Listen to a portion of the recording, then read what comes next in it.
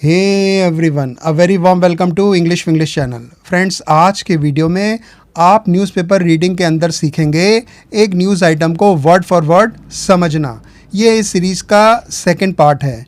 News item थोड़ा लंबा है, इसलिए मैंने इसको 31 सेंटेंसेस में तोड़ दिया है और जहाँ संभव हो वहाँ मैंने इसमें मॉडिफिकेशंस भी किए हैं ताकि आपको आसानी से समझ में आए। इस न्यूज़ आइटम ने मेरे दिल को बहुत टच किया। इस प्रकार के इंसिडेंट्स अक्सर हमें पढ़ने को मिलते रहते हैं। ये न्यूज़ आइटम हमारे सिस्टम पर भी बहुत कुछ कहता है। आइए बिना देर किए शुरू करते हैं। And here begins this touching news item. इस घटना में एक लड़के की मौत का बखान है जो गरीब परिवार से ताल्लुकात रखता था और अपने परिवार की जीविका चलाने का एक साधन था। पूरी बात समझने के लिए शुरू करते हैं इसका पहला वाक्य। A boy died following which local residents accused a policeman of hitting him with a stick. A boy died following which local residents accused a policeman of hitting him with a stick. एक लड़के की मौत हो गई जिसके बाद स्थानीय निवासियों ने एक पुलिसकर्मी यानी पुलिसमैन पर उसे डंडे से मारने का आरोप लगाया। फॉलोइंग विच यानी जिसके बाद, लोकल रेजिडेंट्स यानी स्थानीय निवासी, अक्यूज़ करना यानी आरोप लगाना, हिट विद अ स्टिक यानी डंडे से मारना। अक्यूज़ के बाद प्रपोजिशन ऑफ का यूज़ होता है। He was hit while he was waiting outside a shop to photocopy his father's Aadhaar card. He was hit while he was waiting outside a shop to photocopy his father's Aadhaar card. उसे तब मारा गया जब वह अपने पिता के आधार कार्ड की फ़ोटोकॉपी करने के लिए एक दुकान के बाहर इंतज़ार कर रहा था। ही वॉज हिट ये सिंपल पास्ट टेंस का सेंटेंस है पैसिव वॉइस में। हिट वर्ब की तीनों फॉर्म्स सेम होती हैं। फ़ोटोकॉपी यहाँ वर्ब की तरह यूज़ हुआ है। The police denied the allegations saying it was an accidental death caused by a fall. The police denied the allegations, saying it was an accidental death caused by a fall. Police ने आरोपों से ये कहते हुए इनकार किया ये एक आकस्मिक मौत थी जो गिरने से हुई।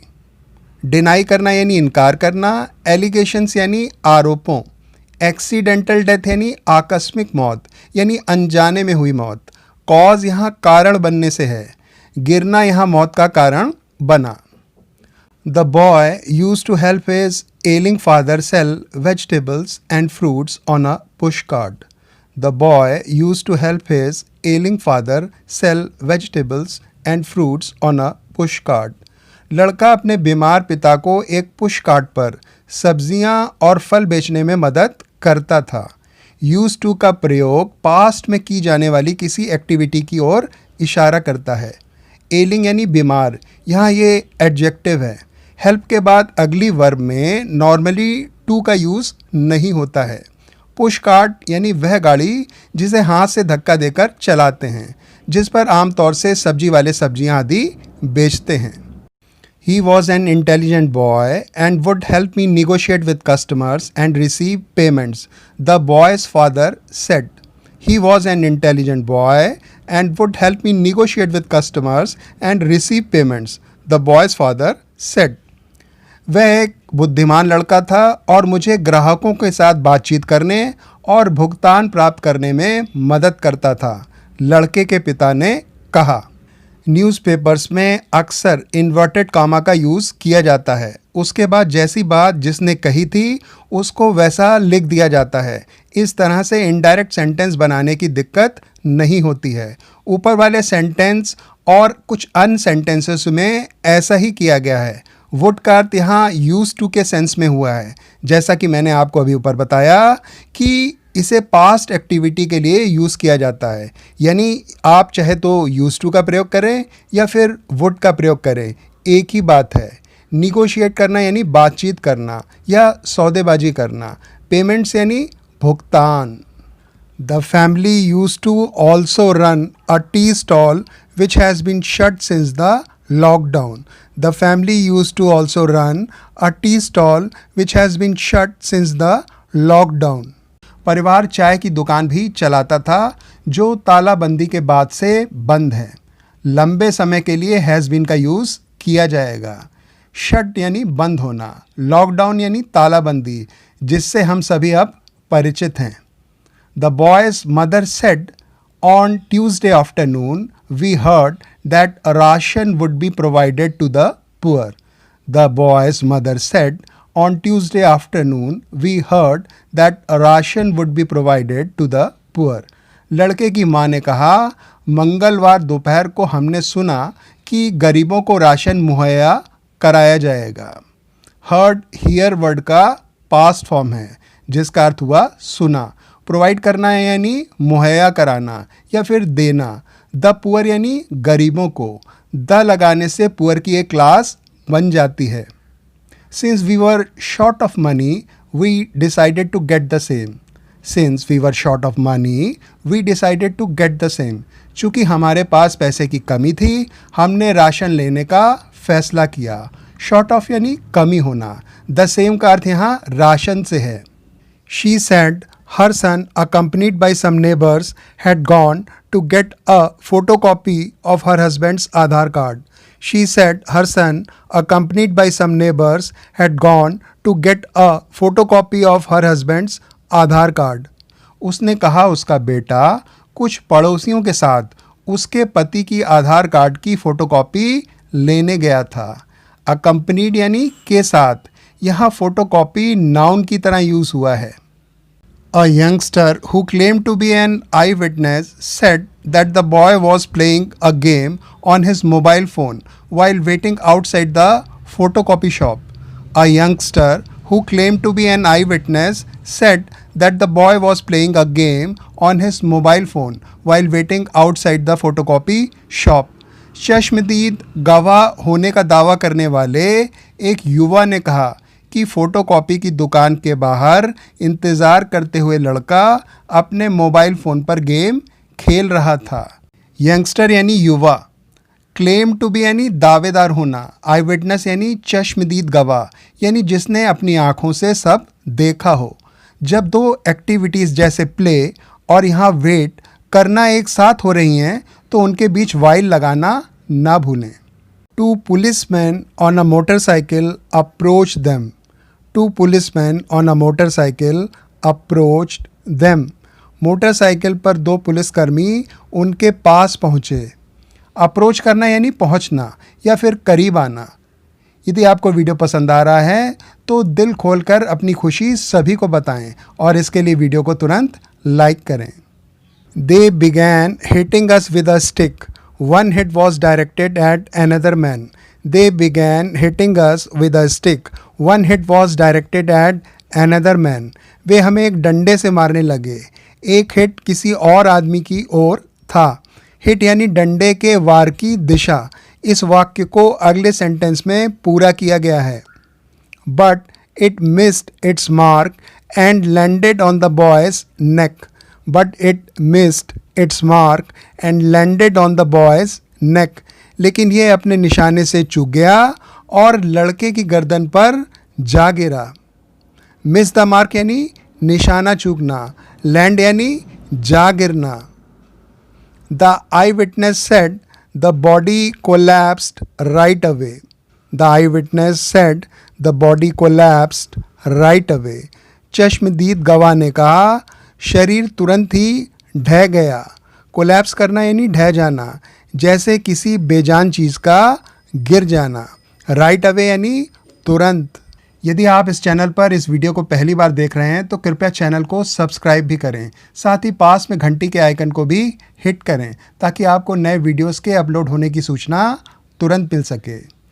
Residents called for CCTV footage from the market to ascertain the truth. Residents called for CCTV footage from the market to ascertain the truth. निवासियों ने सच्चाई का पता लगाने के लिए बाजार से CCTV फुटेज की मांग की। कॉल फॉर यानी मांग करना। एसेटेन यानी पता लगाना। जब जांच करके किसी चीज़ का पता लगाते हैं तो उसे हम एसेटेन कहते हैं। ये एज सर्टेन नहीं होता है। ट्रुथ यानी सच्चाई। However, the police had an entirely different version of the events leading to death. However, the police had an entirely different version of the events leading to death. हालांकि police के पास घटनाओं का बिल्कुल एक अलग वर्णन था जो मौत का कारण बना। जब विपरीत स्टेटमेंट्स हों या उनको कॉन्ट्राडिक्ट करना हो तो हाउएवर का यूज़ होता है। एंटायरली यानी बिल्कुल, वर्जन यानी वर्णन, लीडिंग टू डेथ यानी मौत का कारण बनना। The DCP said, as per the initial inquiry, the boy and a few others were seated inside a park. The DCP said, as per the initial inquiry, the boy and a few others were seated inside a park. DCP ने कहा, प्रारंभिक पूछताछ के अनुसार लड़का और कुछ अन्य लोग एक पार्क के अंदर बैठे थे। डीसीपी यानी deputy commissioner of police, as पर यानी अनुसार, इनिशियल इंक्वायरी यानी प्रारंभिक पूछताछ, सीटेड यानी बैठे हुए, यहाँ ये एडजेक्टिव की तरह यूज़ हुआ है। They were defying the lockdown orders and social distancing norms. They were defying the lockdown orders and social distancing norms. वे लॉकडाउन के आदेशों और सामाजिक दूरी के मानदंडों का उल्लंघन कर रहे थे। डिफाई करना यानी उल्लंघन करना, यानी नियमों को ना मानना। सोशल डिस्टेंसिंग यानी सामाजिक दूरी, जो आजकल काफ़ी चर्चा में है। नॉर्म्स यानी मानदंडों, यानी कुछ ऐसे रूल्स वगैरह जो तय किए गए हों। Two beat constables were patrolling the area on a motorcycle and they noticed them. Two beat constables were patrolling the area on a motorcycle and they noticed them. दो बीट कांस्टेबल्स मोटरसाइकिल पर क्षेत्र में गश्त कर रहे थे और उन्होंने उन्हें देखा।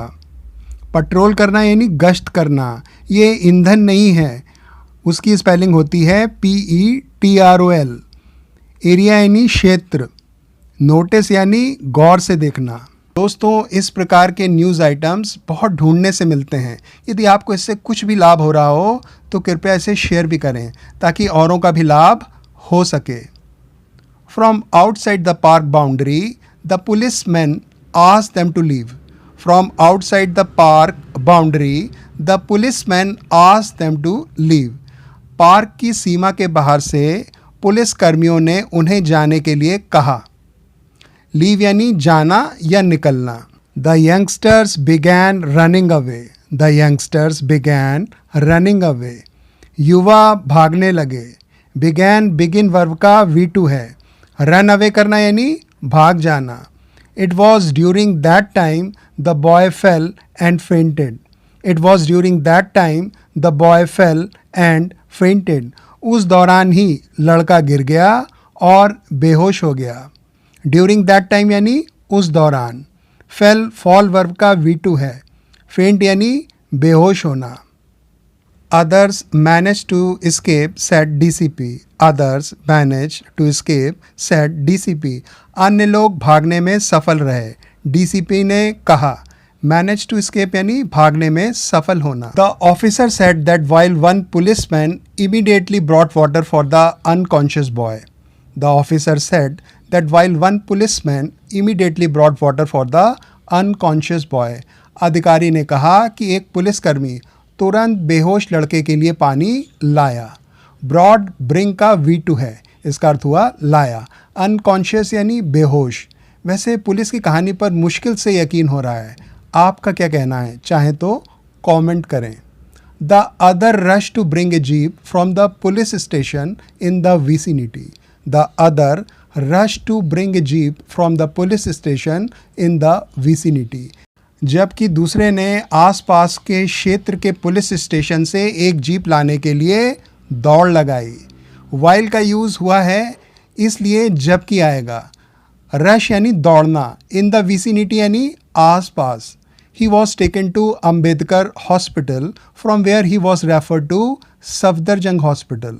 He was taken to Ambedkar Hospital from where he was referred to Safdarjung Hospital.